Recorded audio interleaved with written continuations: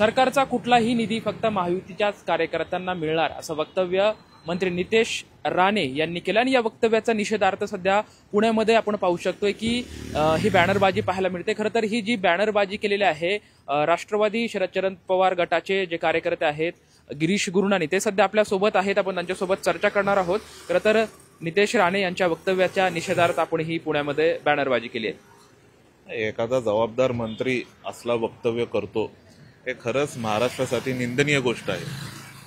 मुख्यमंत्री महोदयांना आता हाच माझा प्रश्न आहे की तुमचा हाच निपक्षपातीपणा आहे का? एखादा आमदार किंवा एखादा सरपंच आपल्या प्रभागामध्ये जेव्हा निधी मागतो तो काय स्वतःच्या वैयक्तिक कारणासाठी मागतो का? तो समाजाच्या माणसाच्या किंवा त्या भागाचा विकास करण्यासाठीच पैसे मागतो ना।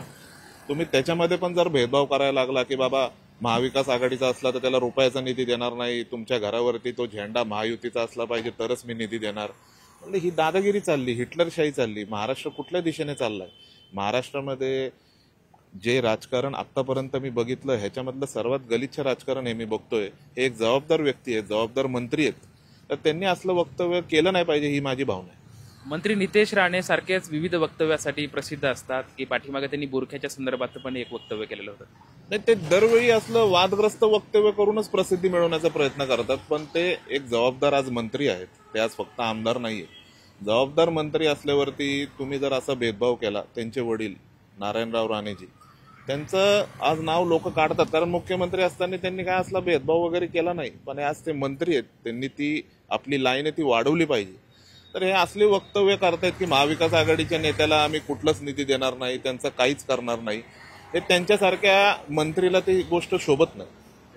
तर एका जबाबदार व्यक्तीनं जबाबदार मंत्र्यानं असं वक्तव्य करणं हे त्यांना शोभत नाही अशी प्रतिक्रिया या ठिकाणी गिरीश गुरुनानी यांच्याकडून आपल्याला पाहायला मिळते। कॅमेरामॅन अभिजित पिसेसोबत लक्ष्मण जाधव, TV9 मराठी, पुणे।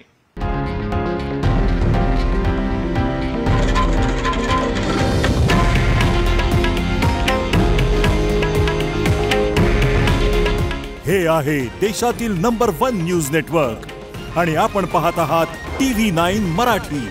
काळजी तुमची, हित महाराष्ट्राचं।